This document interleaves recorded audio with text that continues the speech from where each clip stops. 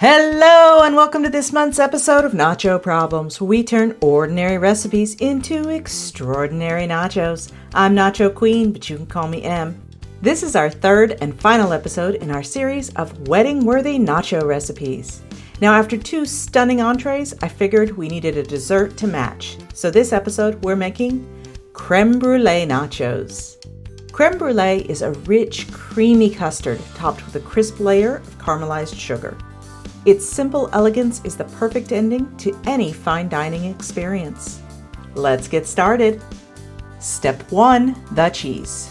The custard will be our cheese, and for that we need 4 large egg yolks, 1.5 cups heavy cream, a 1/4 cup of sugar, a teaspoon vanilla extract, and a pinch of salt.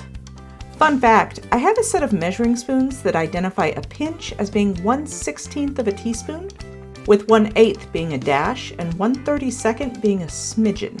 So now you know. We'll also need a few cups of boiling water for baking and 3 ramekins. Most people use shallow ones, but these are what I have. A baking dish that they'll all fit in, and a fine mesh sieve. We'll start by separating our eggs. When needing to separate eggs, I crack them against the side of a bowl and then separate the shell into 2 halves that can pass the yolk back and forth, allowing the white to drain away into my waiting container. Always save your whites to make extra fluffy scrambled eggs with. If you break one of the yolks, like I just did, just add it to your whites and grab another. Next, add the sugar and salt to the yolks and stir well. Then, we're going to add the cream to a small saucepan over medium heat. Pour in the vanilla and bring to a simmer. You don't want it boiling, just a simmer, stirring gently every now and then to avoid it forming a skin on the surface. Now we're going to add about 1/4 of the hot cream to the egg yolks while stirring to temper them for about 30 seconds before adding in the remaining cream. This prevents the yolks from scrambling. You don't want to introduce a lot of air into this mixture, so don't whisk it aggressively, just stir gently to incorporate all of the cream. Next, we'll sieve the mixture to remove any lumps while dividing it evenly into our 3 waiting ramekins. Then add boiling water to the bottom of the baking dish to about halfway up the ramekins. You can wait until you've placed the pan onto your oven rack to do this if you're worried about splashing hot water. Now just place the pan into the oven and cook at 300 degrees Fahrenheit or 150 C for 30 to 40 minutes or until the edges are set but the middle still wobbles a bit. Remove the ramekins from the water bath and immediately transfer them to the fridge to chill for at least 4 hours or overnight. And that's our cheese. Next up is Step 2, the chips. Obviously, we're going to turn that crispy sugar topping into our chips. And all we need for that is 3/4 of a cup of sugar and 2 teaspoons of water plus extra for brushing. Just add the water and sugar to a small saucepan and give it 1 stir. Now put away your spoon or whisk because you will not stir it again. Just cook the sugar on a medium-low heat.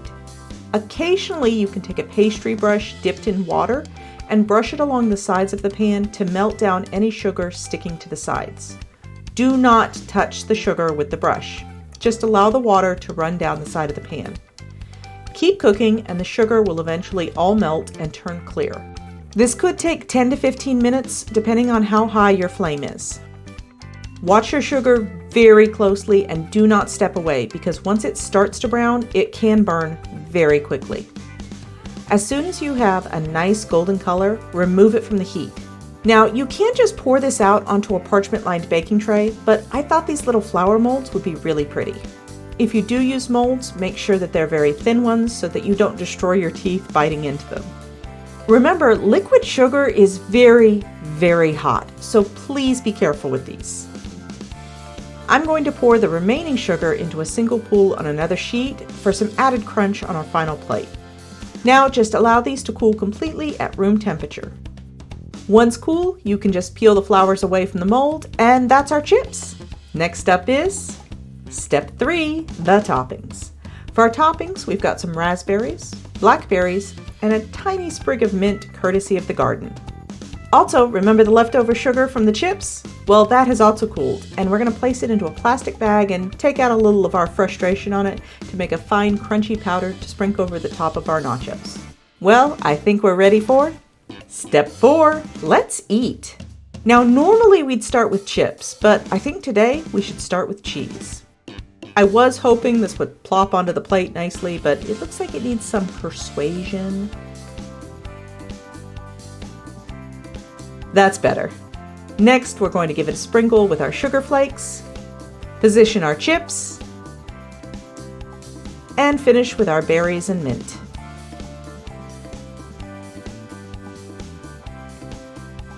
Now, we provided Olsen with a spoon in case he wanted to be dainty, but he wanted to show that these could indeed be eaten as any old nachos. And so he did. Well, that's all for this episode. I hope you enjoyed it. If so, give it a like and please consider subscribing if you want to see more nacho videos. If you have an idea for a future video, you can leave a comment or I've linked my Blue Sky below, but you won't find me on Facebook, Instagram, or Threads. If you're looking to steal my apron, well, that's nacho merch, but you can get your own at a link in the description. Now, 3 days out of town for a wedding, and I came back to a garden exploding with ingredients that I am certain will be featuring in upcoming episodes, but also a lot of weeds. So many weeds. But that's not your problem. Thanks for watching, and I'll see you soon.